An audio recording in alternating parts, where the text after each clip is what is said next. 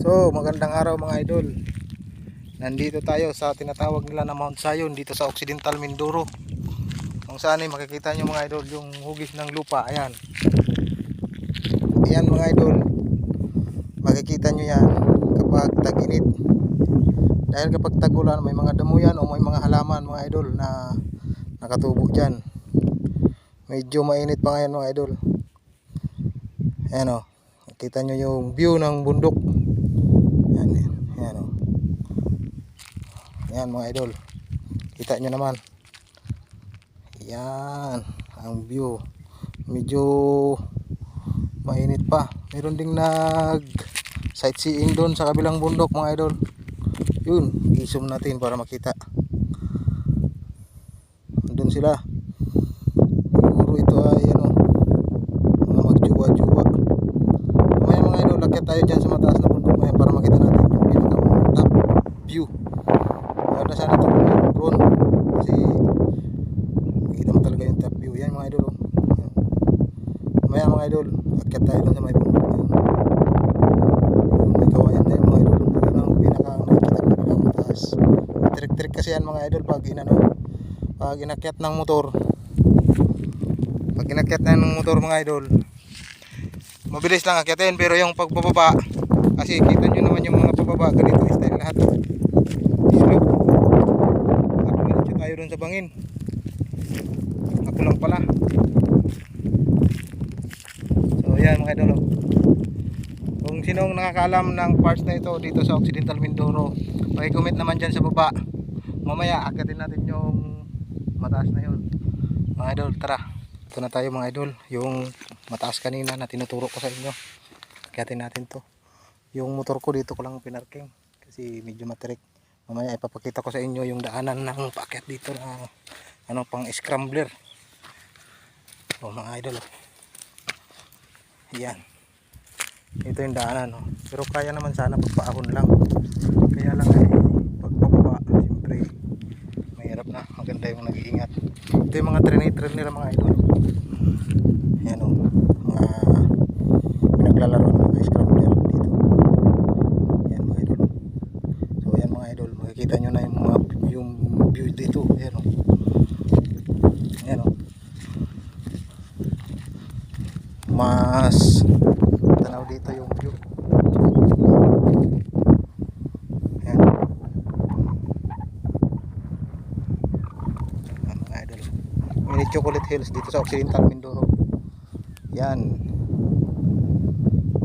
Kita ang dagat.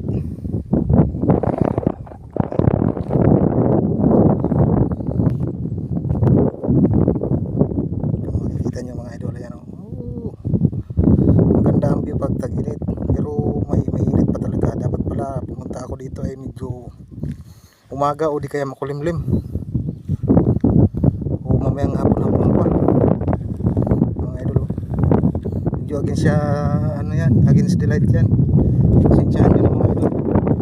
Ito yung sa likod.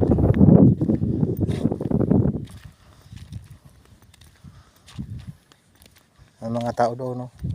Ano mamasyal. Makita nyo yung mga trail dyan mga idol. Yan yung, yan no? Naglalaroan ng scrambler yan. Dapat pala ang dala natin itong motor ay scrambler. Pero wala man tayong scrambler. Scramble lang meron. So yan mga idol. Sinong nakakaalam dito sa area na ito mga idol, i-comment nyo lang sa baba. Doon banda mga idol sa may unahan doon, galing ako doon kanina, maraming mga bahay pero walang tao. Maraming mga kubo, walang nakatira. Tapos marami silang bakahan doon banda may mga idol. Kita nyo may mga bakahan doon.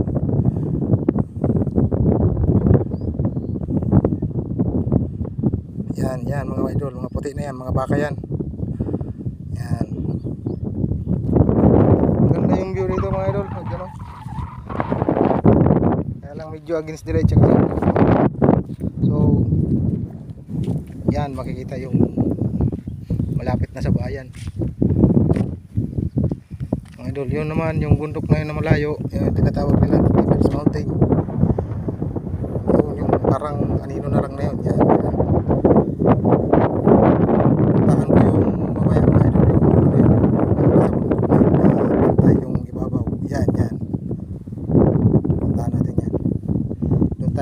sa kabila. Doon ang daan sa kabila na yun. Doon banda ang daan. Dadaanan natin yan mga idol. Yung malaking bahay na yun mga idol. Tara mga idol, tingnan natin. Ito mga idol yung ano, daanan no? Pababa. Ayan o. Pero hindi na natin nakit yung motor natin kasi baka mamaya paglusong natin mahulog tayo sa bangin, yun, oh. Kita nyo naman oh. Ayan guys oh. Kaliwat kanan yan. So puntahan natin yung mga idol, yung dulong-dulo na yun, yung bantayan, yung ibabaw na yun. Tingnan natin kung anong makikita natin doon. Baba na tayo mga idol, dito tayo dumaan kanina eh. Iya. Medyo madulas.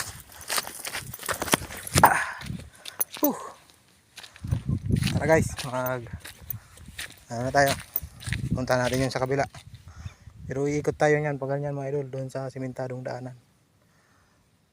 Tara mga idol.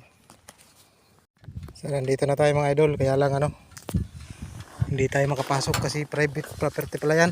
Ayan o, may bakod mga idol, baka trespassing tayo. So wala na mga idol, dito na lang, hindi na tayo makapasok kasi may bakod, private property. Tingnan nyo mga idol, may kuryente na siya, meron ng ano, pagmamayari. So yun mga idol, maraming salamat sa panonood, at next time na adventure natin, samahan nyo ulit ako kung saan tayo makarating. Sa ngayon mga idol, shout out muna sa mga followers ko dyan. Huwag kalimutang mag-follow na nakapanood at mag-share. Uwi na tayo mga idol at medyo pahapon na rin. Delikado yung daan dito. Sige mga idol, don't forget to follow and share Maharot Vlog. Thank you.